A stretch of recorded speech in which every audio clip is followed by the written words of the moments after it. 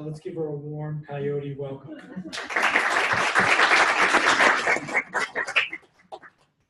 Hello, everybody. Good afternoon. Thank you, Dr. Lewin, for your introduction. I also thank the search committee for inviting me to present some of my work, as well as the chair. I'm excited to be here, talk a little bit about what I've been doing and what opportunities there might be for students here who are interested in the type of research that I do. So today I'm going to talk a little bit about my work, looking at how people perceive certain strengths of character during periods of adversity in their lives, focusing specifically here on some research that I've done on a family of character strengths around imagination. So I'll start with this quote here. Sometimes we are tested not to show our weaknesses, but to discover our strengths. This quote reflects the feeling that a lot of people have, that during very difficult times in their lives, they experience great difficulty and at the same time learn something about themselves. Maybe they learned about a strength that they already had, or maybe they found that they developed a new strength that they were not aware of. And this feeling that people have, it brings up to mind this sort of common or popular image that's sometimes talked about, this idea that dark clouds can have silver linings. And it's kind of an interesting, popular idea to think about because the cloud is still very dark. People go through some very difficult times. And at the same time, it seems that a lot of people are actually able to find some kind of positive aspect to the difficulties that they have encountered. In popular culture, too, we see this idea really echoed in many, many places. So this is Oprah saying, where there is no struggle, there is no strength. And it's an idea that we actually see throughout philosophy and in other places in our culture. So in my research, I'm interested in looking at how highly challenging life circumstances change or relates to the way that people think about themselves, their self-concept as a whole, really. But then today, focusing more specifically on how people perceive their own strengths. So what do I mean by highly challenging life circumstances? That's obviously a very sort of broad construct. Well, if we call it adversity, I'm interested in different kinds of adversity. So it could be clinically significant events, like being part of an accident, being the victim of an assault or abuse, experiencing loss, being in combat, experiencing a disaster, significant psychosocial stressors like going through divorce, losing your job, and then also things related to health. So experiencing physical illness or also significant mental illness or psychological difficulties. And what you'll see in my research is that I've either looked at adversity as a whole, so different kinds of circumstances together, or I've more specifically focused on periods of time when people experience significant mental health challenges. In terms of strengths, which strengths am I interested in? Well, in my research, I've looked at a number of different strengths, but today I'm going to focus on the main one that I've studied, which are strengths related to imagination. So the ability to think of things that are not directly with us right now. But imagining things goes beyond just sort of remembering them or picturing them, and also involves potentially creating something new. So in my research, I've focused on two main constructs. So one is creativity, so the ability to generate novel and valuable ideas or products. And the other one is being open to new ideas and experiences. And you'll actually see how using those constructs also fits within the trajectory of my research. So it'll make sense in a little bit. Why did I decide to focus on these strengths specifically? People actually report a lot of different types of strengths when they're experiencing difficult life circumstances. I was specifically interested in looking at strengths related to imagination, first because those have been relatively understudied compared to some other ones, and second because it's possible that changes in imagination could actually explain broader changes in other domains or other aspects of people's personality. One common example that's often brought up when we talk about this idea that difficult life experiences could make people more imaginative is examples of artists or scientists or other very creative or imaginative people who also reported that. This is Mexican painter Frida Kahlo, who's often mentioned as an example of this phenomenon. So Frida Kahlo, in her youth, experienced a bus accident and also suffered from different kinds of illnesses. And later on in her life, struggled with infertility and very much used these experiences in her art. So her art sort of makes that connection there because her difficult experiences are used and expressed in her work. And so that's why she's often used as an example of perhaps someone who was able to channel these difficult experiences in her work. Now, an important question going beyond some of these anecdotal examples that we have is how would we actually know if adverse life circumstances were associated with changes in people's character strengths? And that's actually a central question in this area of research right now, is if that's the case, how would we actually know what sort of evidence or information would we actually take in order to conclude that that's the case? So I want to talk about two sort of distinct moments of my research. And the first way to know is to actually just ask people directly about their beliefs, asking people, you've been through very difficult things, do you think that this changed you on these aspects of your character? And this is actually a very widely used method, and I'll talk about how I've used it in the past. Once I've done that, I'll talk a little bit about some of the sort of pros and cons of this approach, some of the discussion in the broader field of people who are interested in growth following or during adversity, and a turning point in my research, which will lead me to talk more about some recent research I've done, looking at this by assessing changes in people's personality directly instead of asking them about their beliefs. So I'll start here by research that asks people directly about their beliefs, about the connection between adversity and imagination.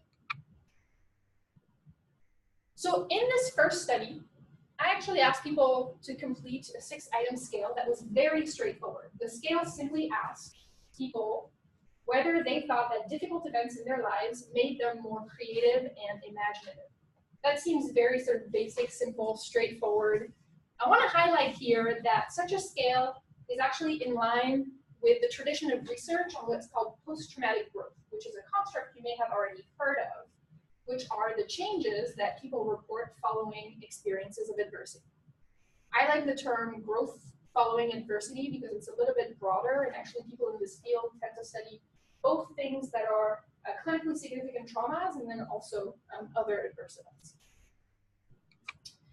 So people who study post-traumatic growth, if you're familiar with this, have actually found in the past that people tend to report actually positive changes in 5 domains in their life after going through a range of difficult events. This has been looked at in a variety of populations. People report changes in relationships, maybe feeling more connected to other people, bonding with others in a way that they couldn't before. People also perceive new possibilities for their lives, pursuing new projects or new ideas. People report increased personal strength, finding that perhaps they're more resilient or stronger than they thought. Increased appreciation for life, feeling grateful for every day. And then finally, renewed or changed spirituality, feeling like they're connected to something greater than themselves. So the first question that I was interested in is whether subjective changes in creativity are related to this broader phenomenon of post-traumatic growth. My hypothesis here was pretty simple. Yes, I would think that they would be related, that they would be part of this phenomenon. But I also thought that they would be related to one of those domains specifically, and that domain was perceiving new possibilities for your life. So having new ideas, pursuing new projects, etc. So in this study, I administered this very brief scale to 373 individuals who were actually seeking self-help online. So they went to a website that administered a series of questionnaires for other purposes, for assessing their well-being, knowing yourself better, etc. And then they were able to participate in their study if they wanted to. They were middle-aged on average, mostly women. And they came mostly from English-speaking countries. The study was advertised as something on life events, personality, and behavior, so it didn't say anything specifically about imagination or creativity. And people filled out first a measure of adversity during their life, so a checklist, the life events checklist, and they were asked the number and types of events that they had experienced during their whole life. And then I asked them to specify which adverse event had the most impact on their life. And this was important because for the rest of their questionnaire, they would have to think back about the effect that this event had on their life. I also asked them to fill out a standard measure of post-traumatic growth, the post-traumatic growth inventory, to assess those changes in the 5 domains I mentioned before. And then finally, they completed this very brief scale of creativity, which was reliable. So this scale, again, specifically asked things like, the difficult event I went through gave me a greater appreciation for the personal benefits of creative activities. And people indicated whether they thought that this was true for themselves or not. So on average, people reported that they agreed with this idea moderately. So out of the 6 items, the mean was about a 3 out of 5. So people basically on average said, yeah, I think that the adversity I went through in my life made me more imaginative, more creative in some ways. And then I looked at the relationships between these beliefs and different domains of post-traumatic growth. And so here, my hypothesis again was that changes in imagination or creativity would be related to new possibilities for one's life. And I did find that relationship was significant. I should say here that I initially ran these in a sort of path framework, but here I'm just displaying these relationships to be clearer.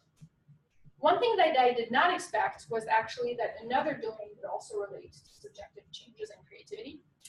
And it was actually changes in relationships.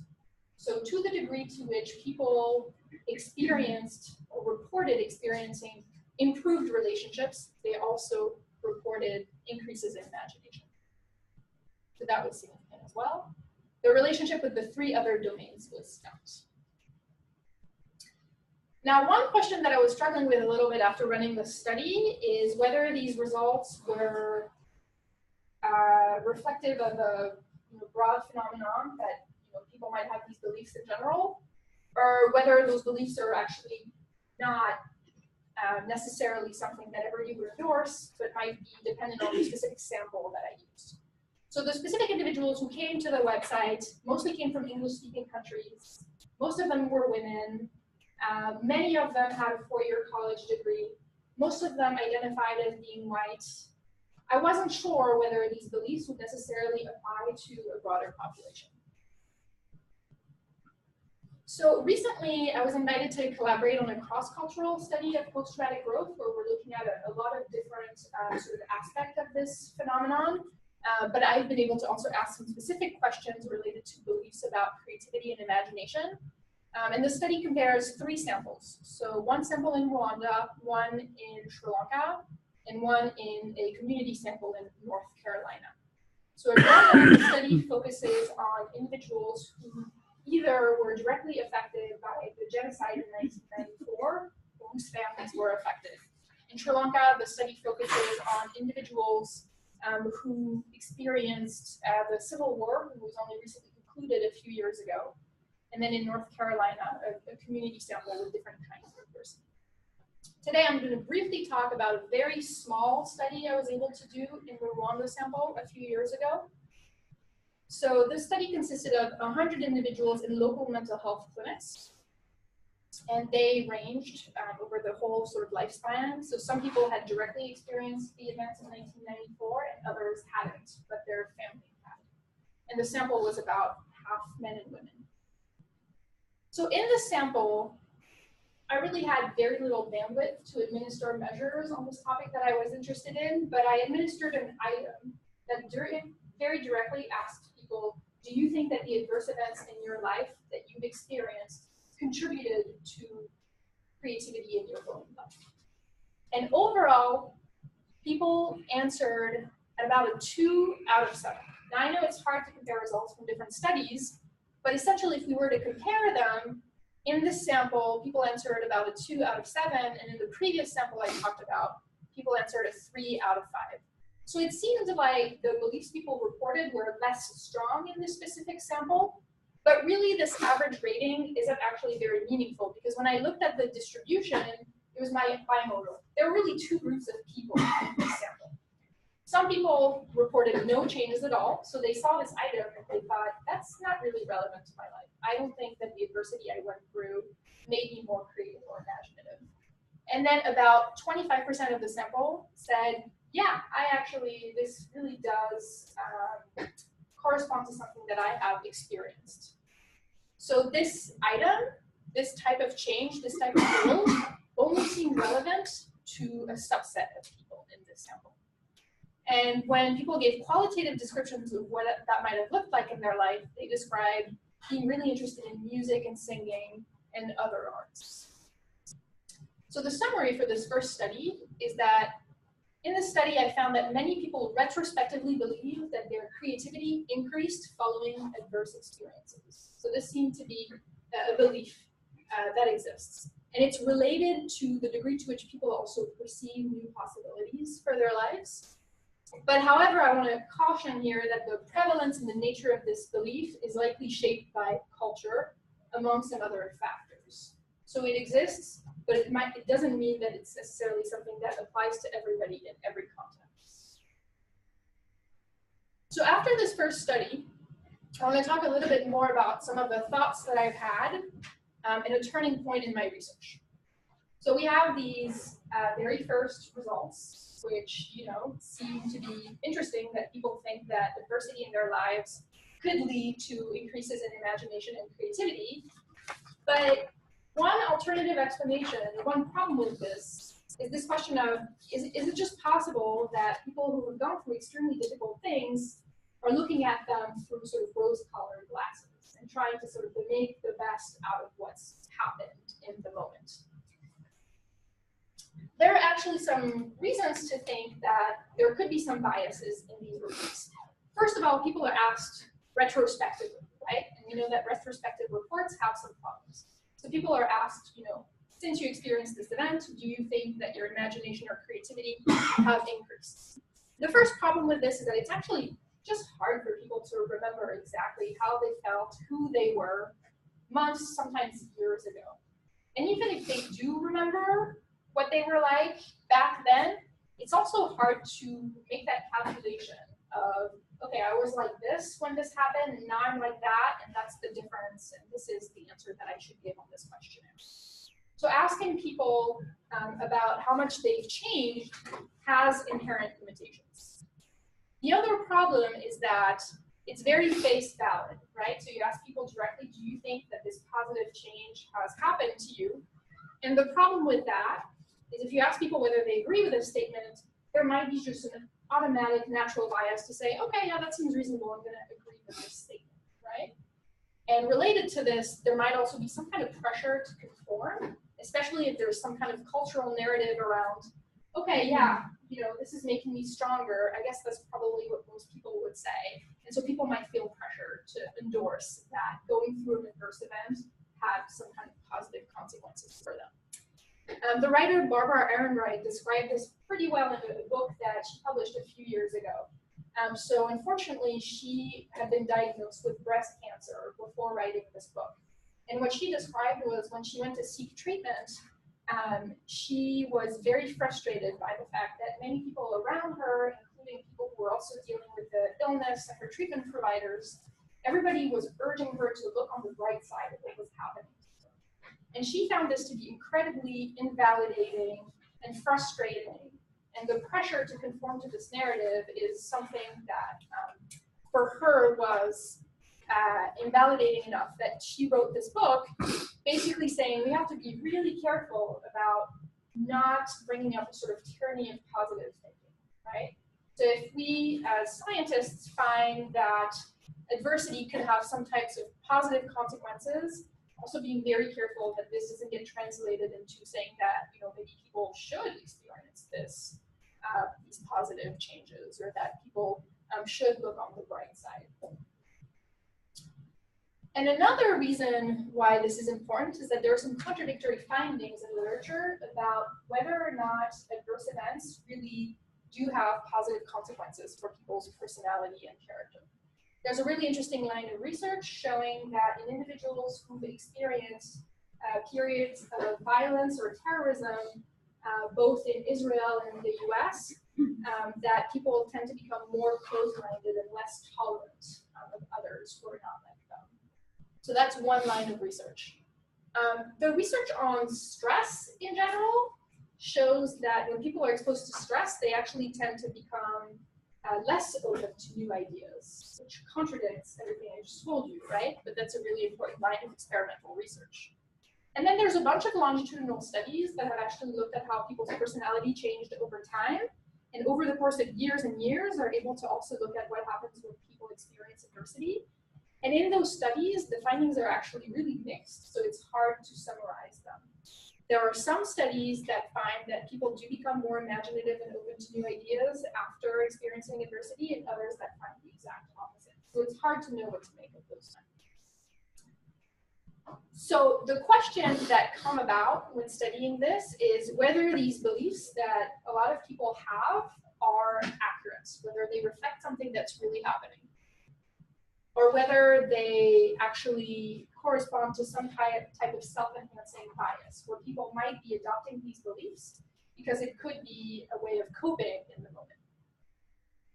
And one way to answer this is to ask whether we can confirm these beliefs using other methods. So doing repeated assessments instead of just asking people once later on whether they think that the event had a specific event on them, asking them through less direct self-reports, and then also asking them through methods that are non-self-report methods. Another question that I was interested in as well is, again, asking whether these changes might vary across groups. So it might be that different groups experience these changes differently based on background, based on culture, based on exposure to stress and adversity during their life. So we know that individuals who identify as members of the minority tend to experience greater adversity throughout the lifespan. And there's some, well, what goes along with this is that in spite of the fact that we know this, few studies have examined whether there is a relationship between minority status, adversity, and imagination. Right now, a lot of the studies in this topic have looked at more globally whether adversity and imagination are related. But there are just a few handful of studies that give us some interesting ideas. So first, one recent study found that there's an increase in creative achievement in eminent African-American individuals that's directly related to the amount of adversity that people have experienced in their life. This is a historiographic study based on people's biographies. Second, increased self-reported creativity in African-American students. And then finally, there's a handful of studies that look at this idea that being part of multiple cultures, so speaking multiple languages, being part of multiple cultural groups, is associated with increased creative thinking. So all of this tells us that it might be that being part of a minority group might be something that could be associated with increased imagination, and that part of that could be explained by adversity. So in a nutshell, as a result of this turning point, I decided to use different methods to look at this question, and now instead of asking people directly about their beliefs, assessing changes in their personality. And I'm going to talk a little bit about why this is different and what exactly this means. So the first reason why I was interested in personality is that personality researchers have a personality trait that's very well known, very well studied, which is openness to experience. And this trait very much corresponds to this propensity that I was interested in. It's the drive towards cognitive exploration of inner and outer worlds, and it reflects how much people appreciate novelty and complexity. So if you had to describe someone who's open to experience, they're more imaginative, creative, curious, reflective, unconventional, open-minded. These are some of the ways in which you would describe them. The other reason why I became interested in methods that personality researchers used is that there's been a recent movement to move from studying personality traits to studying personality states. So let me explain what this means. So if you've taken a basic personality class, what you know is the field is typically focused on understanding consistent differences between people. So ways in which people's traits differ. The problem with that is that we are constantly changing from one situation to the next. And we're actually much more variable than a trait approach would describe. So for example, I might be relatively low on extroversion in my day-to-day life, but during this hour of my life, I'm very high on extroversion, right? There is basically no other context in which I talk for an hour. So variability is important, and personality states vary. And what this means is that researchers are interested in actually how to capture variations in people's personality. Oops, sorry about that. And when we capture personality traits,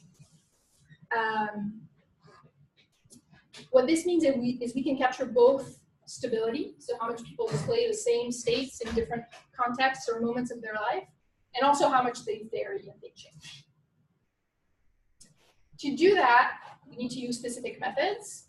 So instead of asking people, in general, are you like this, or do you do this in general, we have to ask people about specific timeframes and contexts. We also ask people more frequently. So instead of asking people once or twice, actually asking them over and over again. And oftentimes this is used through technology. So I'm going to talk about another study in which I looked at changes in openness during intensive mental health treatment.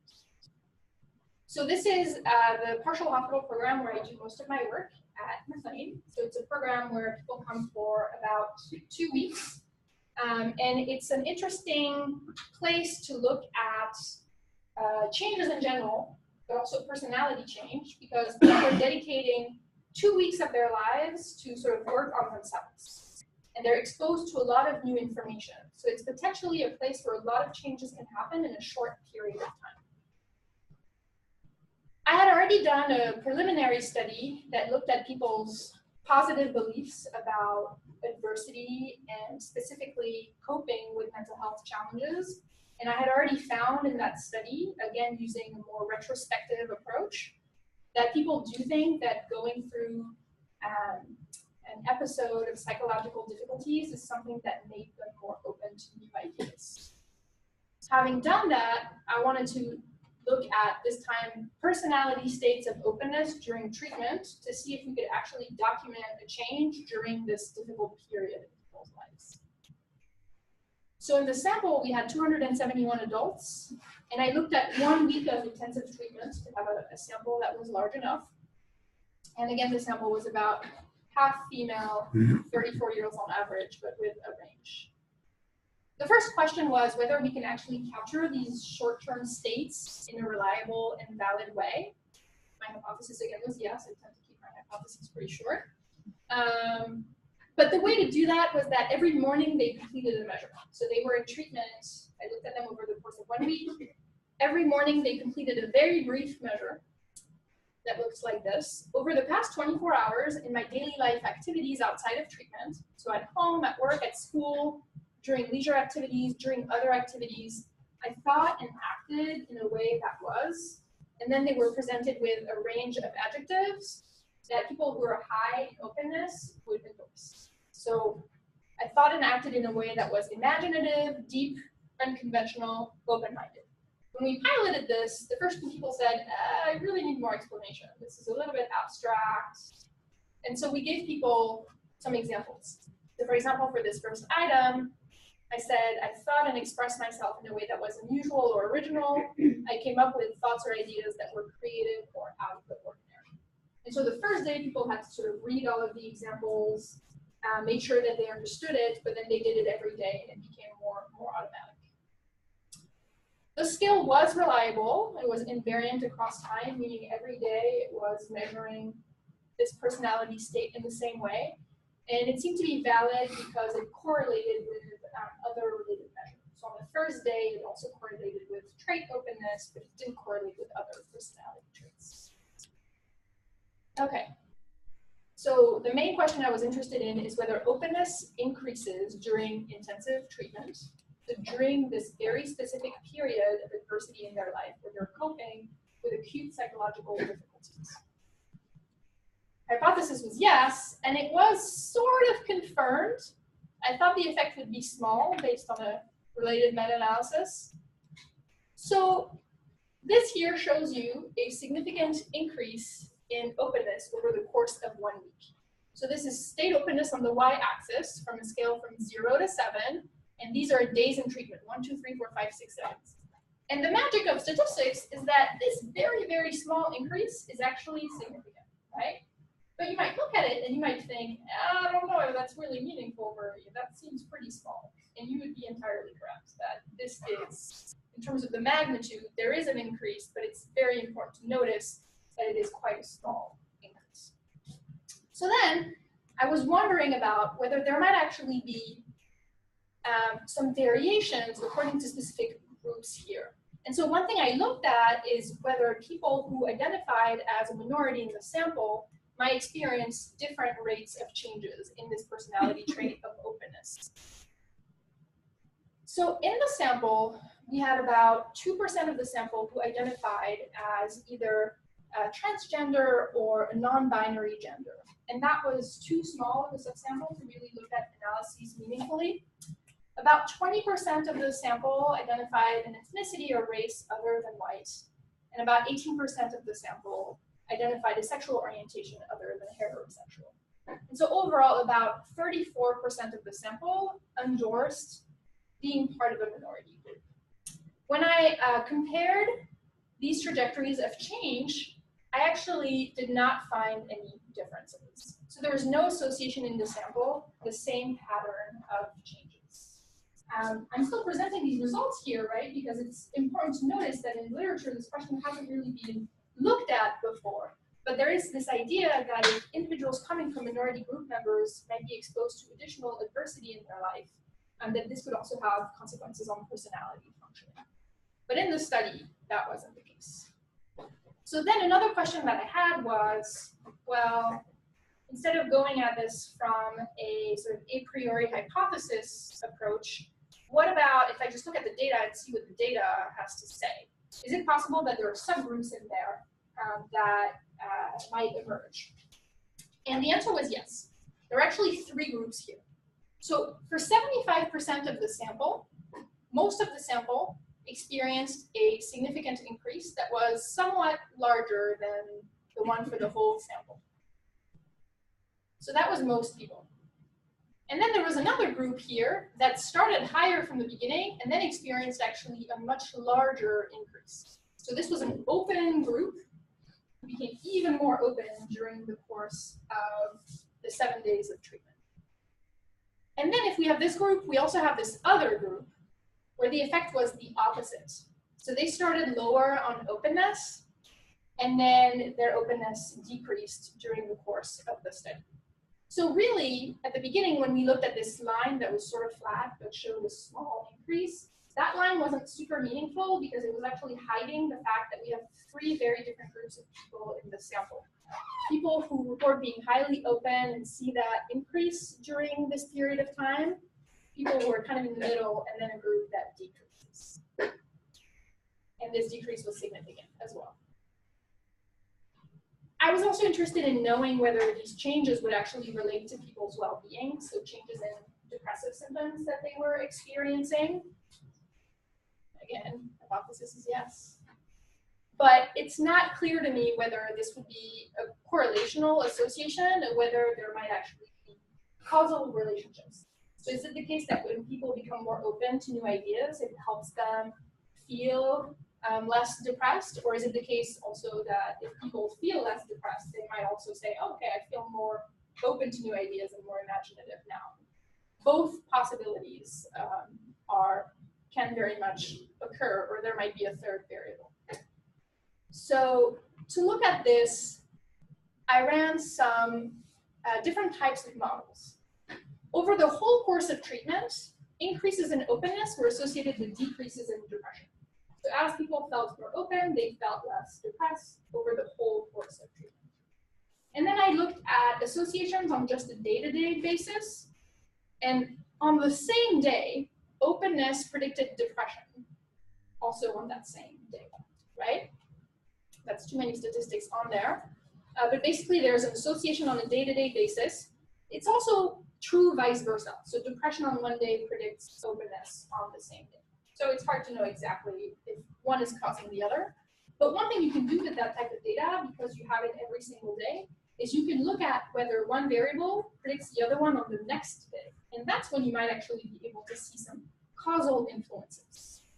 In this sample, openness on one day did not predict depression on the next day, or vice versa. So there was evidence for an association, but no evidence for causal influences. So to summarize the study, daily openness states can be assessed reliably, validly using a brief scale. And that's kind of a boring point, but it actually hasn't been done before, so I like to mention it, that it's possible to capture the states on a short-term basis. Overall increases in openness during 1 week of intensive treatment for these acute mental health challenges were small, and they did not differ according to minority status. But these small increases found masked 3 meaningful subgroups of participants. So changes in openness related to changes in depression, but there were no evidence for causal links.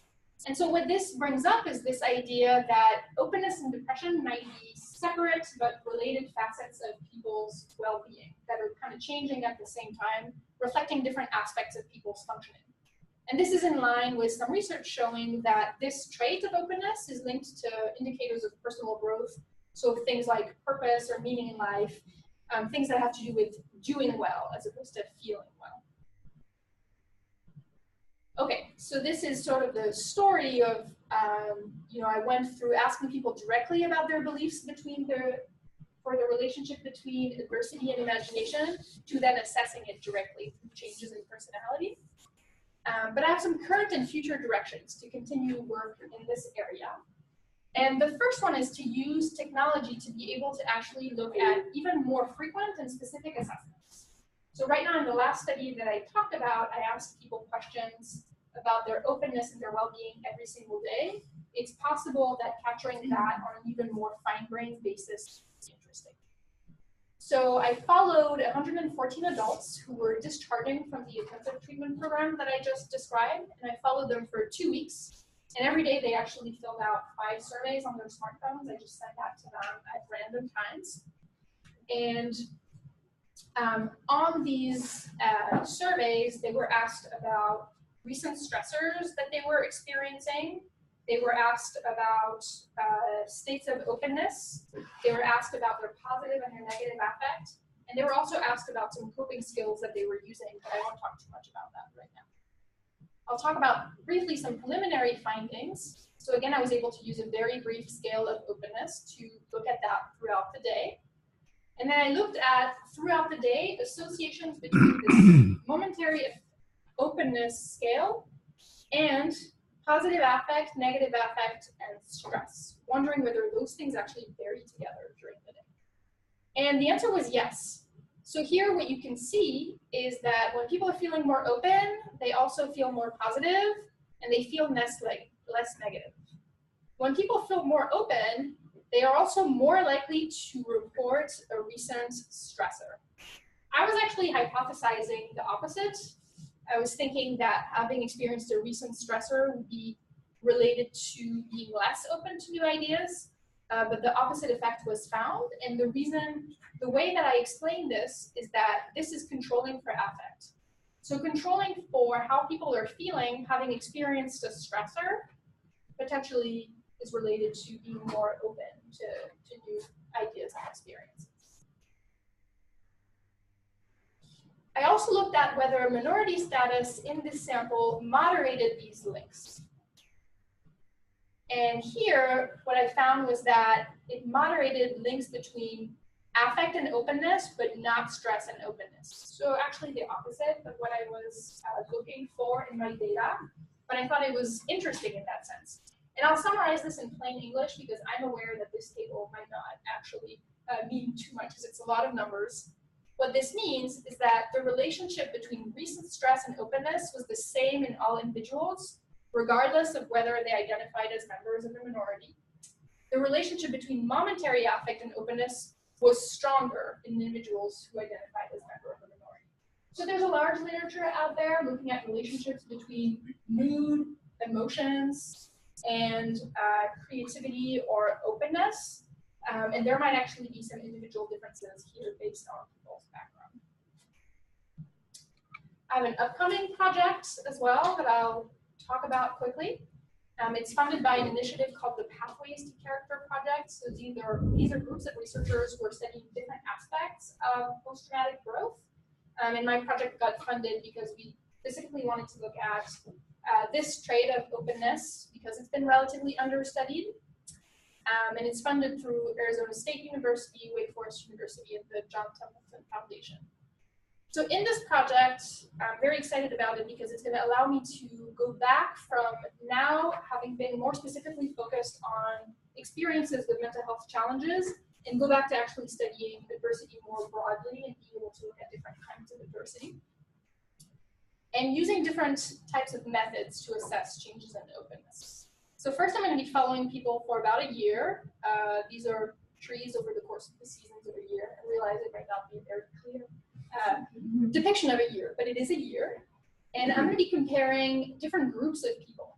So individuals will be recruited because they recently experienced a stressor, and individuals who have not, individuals who have a vulnerability for psychopathology, and individuals who do not, individuals who identify as members of the minority, and individuals who do not. People, again, are going to be reporting answering questions on smartphones multiple times per day. And then one thing that I'm going to add in this study too is an implicit association test of people's preference for novelty versus familiarity, right? So this is another way of looking at whether people are actually open to new ideas. So we can ask them, they can report it on a self-report scale. But we can all say, oh yeah, I love new ideas, I love doing new things. But then actually in our day-to-day lives, maybe we're more implicitly biased towards not really wanting to do novel things or consider new ideas. So this will be one way of getting at that people's self-report might contradict their more sort of automatic reactions. And the main questions of this project will be, do major stressors predict changes in openness measured prospectively over a year? So the last study I described was just a few weeks, so really going beyond that. Can changes in openness be corroborated across multiple measurement approaches? Is it the case that growth differs based on the type, severity, and time course of stressors? So you probably noticed the main construct in this field is called post-traumatic growth. And that's kind of a problem when many people are not really post-trauma because maybe their adversity is more chronic. And so it's not clear necessarily that changes in their lives are the same. So looking at discrete versus chronic stressors. Does identity and minority status relate to trajectories of growth and well-being? So again, we have some indications that they might be. And this could be based on different kinds of adversity, or it could be based on different levels of adversity, so being able to look at that.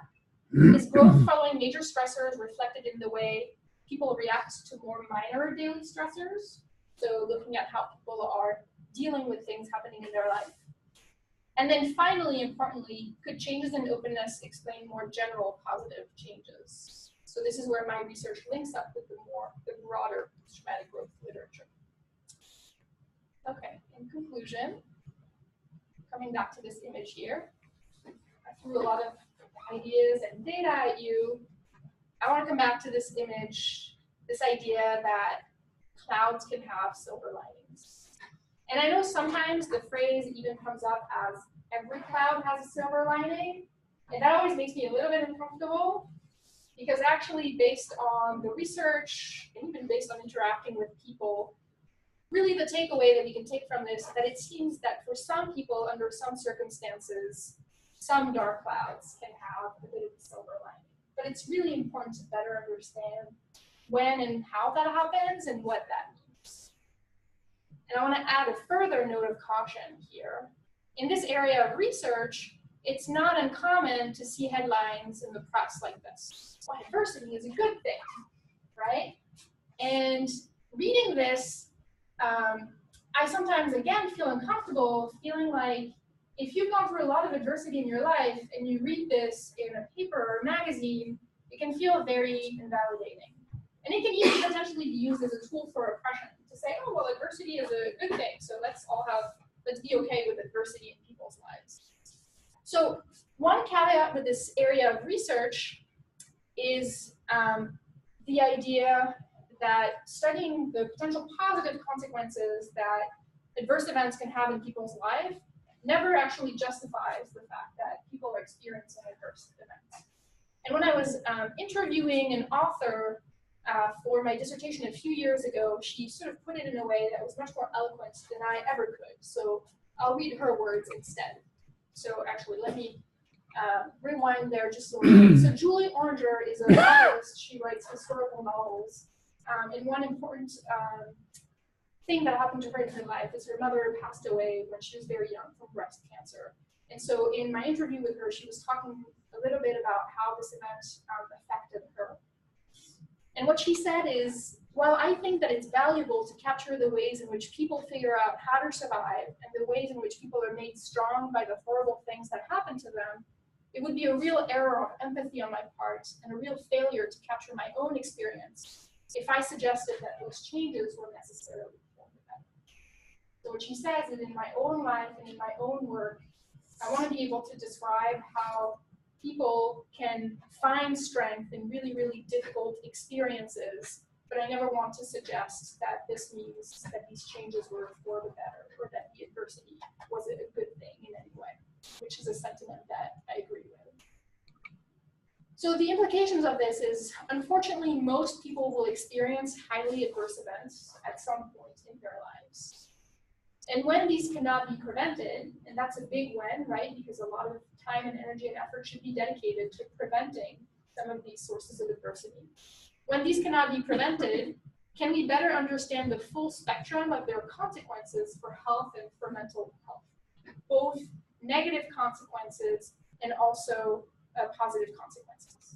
And can we capitalize on potential changes in strengths, including changes in imagination and openness, to help individuals cope and adjust?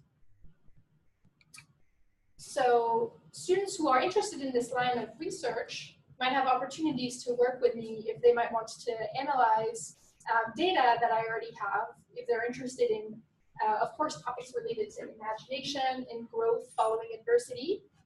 Also the role of specific identities and minority status and cultural influences in this phenomenon of growth through adversity to better understand individual differences there and make sure that any messages that are conveyed about this don't convey that this is something that applies to everyone in the same way necessarily. Students who are interested in technology for mental health and the study of everyday life. And finally, I also have some data on imagination and well-being in the arts and sciences. I'm also always interested in having new independent projects related to character strength and well-being. And in the past, I've studied a variety of strengths like self-efficacy, optimism, self-compassion, altruism, some other things as well. So I want to thank here the institutions that made my work possible, at McLean Hospital, at the University of Pennsylvania, and supporting funders. And I also want to thank all the different people who have been collaborating with me or helping me with my research. I won't name them all, but I'm very grateful to people at McLean, at Penn, and then also at the Berklee College of Music, where I've been teaching psychology for the past year and a half. Thank you, everybody.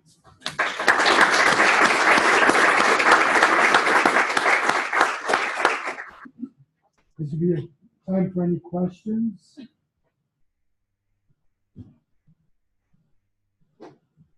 Kelly? I was wondering if in your past projects or maybe your upcoming project for the minority status, if you looked at perceived discrimination or lifetime experiences of discrimination and also whether the identity can be hidden or not?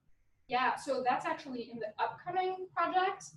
So in the project that I described, I had a list of different kinds of stressors, and a lot of those stressors fell in the interpersonal category, but I found that this was actually not helpful. So in the new study, I'm going to have a specific category to ask people about identity-related stressors and perceived discrimination to be able to address that, absolutely. And then the concealment of identity, I have that actually, so in the program that I work, we actually just implemented that to ask people specifically right now about sexual orientation and gender. And so I might also include that in the project as well.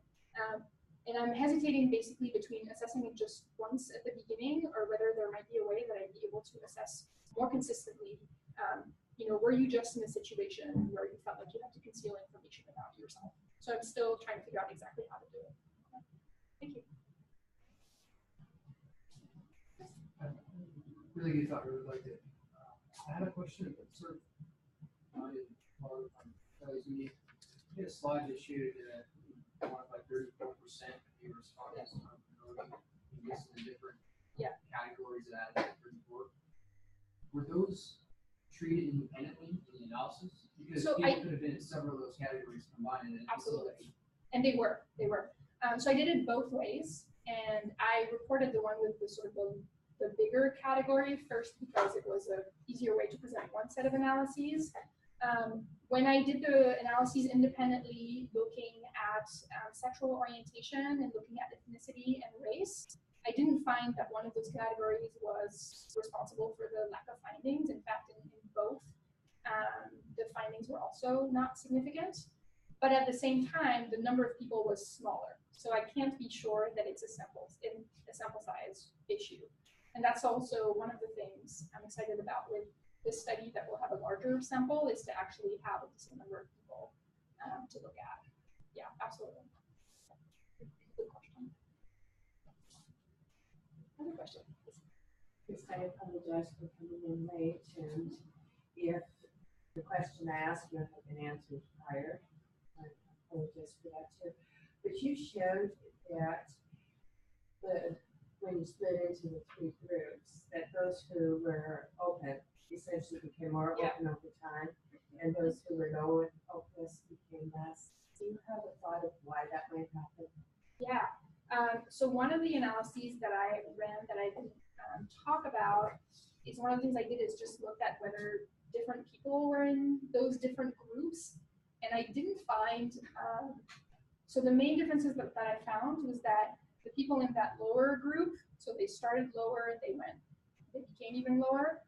They were more likely to be women, they were more likely to be older, and they had more depressive symptoms. Those were the three main things that I found. I'm not completely sure yet that it completely helps me understand that pattern of those three different groups. It also seems like part of it was potentially the initial levels of openness, and then how people potentially react to being in this program where they're given a lot of information for 2 weeks. So I'm interested in also, maybe at a more process level, understanding better how that might happen, that people start kind of closing up or opening up. Sounds like it was maybe self-protective among those who Potentially. were highly depressed and Potentially.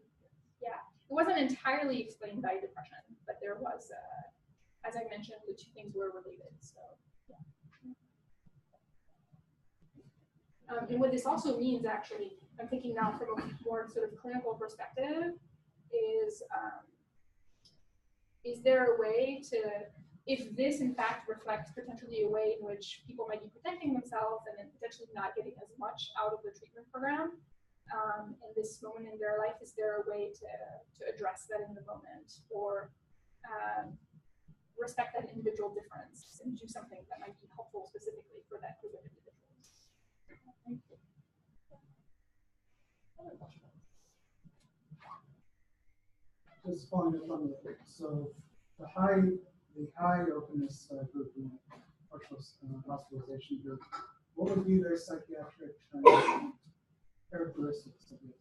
Yeah. Well, I was curious about things like, is it possible that there are more people who are experiencing symptoms of mania and psychosis in that higher group, right? Because people with those diagnoses might actually be more likely to report feeling imaginative, creative, open-minded. I didn't find that was the case. It might be due to the fact that we actually have a relatively low number of people in this program who have active mania or psychosis. So it didn't seem to be explained by that. But that is one thing that I was concerned about. I mean, all three groups, the main diagnoses were major depressive disorder, different kinds of anxiety disorders.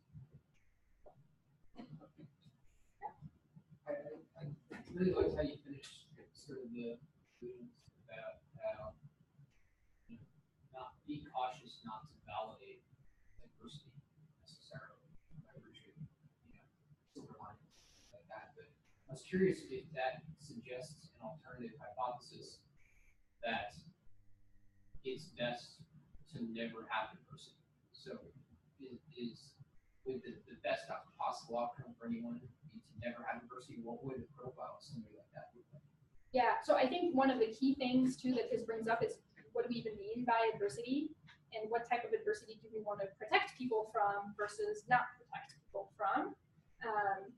And so that's a really important question, right? And I think it's pretty clear that actually challenges in people's lives can be something that's a catalyst for personal growth, but challenges don't necessarily have to be sort of traumatic or so I don't know that people have necessarily defined where that line is, but I think that that's an important thing to think about, because I agree with you that most of the research and a lot of popular book would sort of argue that some challenges might be something that is beneficial for people's growth, but then there's clearly a way in which at some level there are types of adversity that we want to protect people from.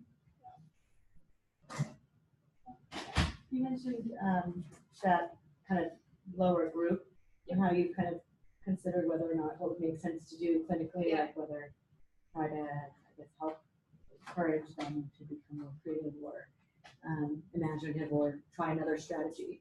But if you were to try to do the former, I guess the question is like, what do you see as potentially being factors that may underlie that association between imagination, creativity, and distress or mental health outcomes? And then, so what would you do? Like, what would some of those things be that you would want to address therapeutically?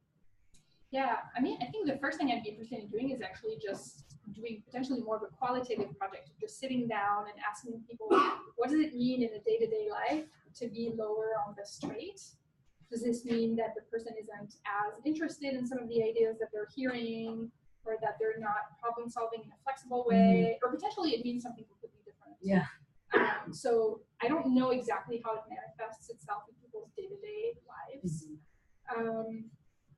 I certainly, I think would be then curious to, for example, think of indirect interventions. So asking people to try new things and then seeing, did they try the new thing or did they not? And if they did try the new thing, are they just as likely to find it beneficial as someone else, or are they less likely?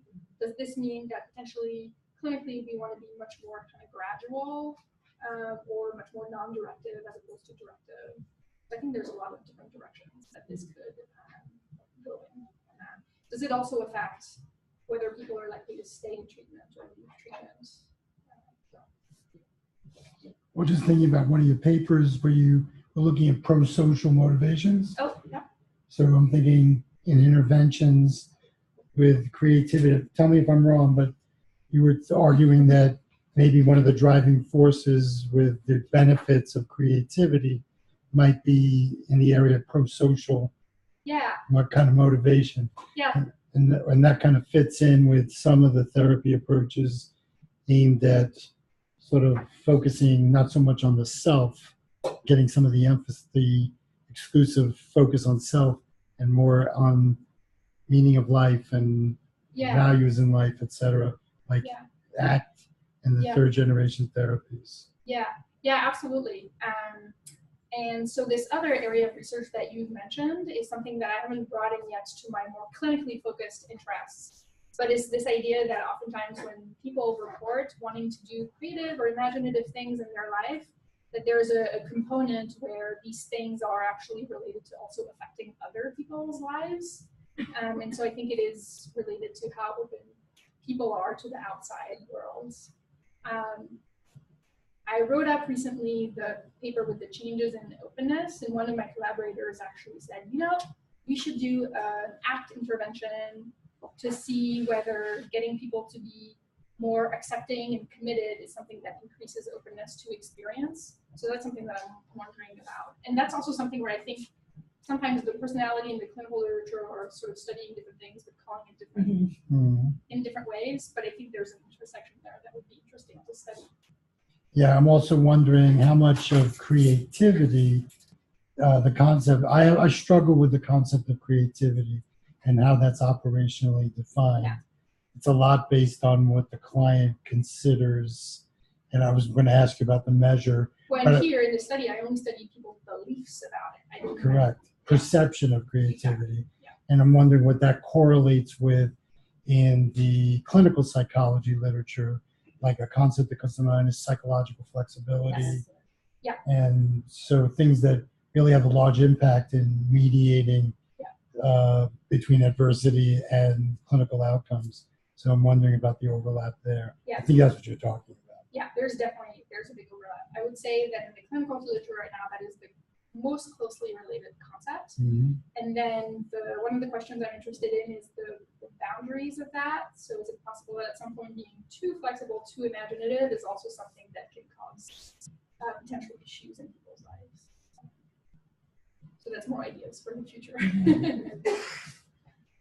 Any other questions? I guess we'll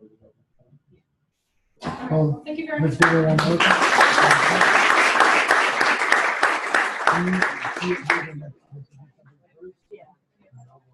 Sorry. No worries. I didn't realize that there was nothing in between. Okay.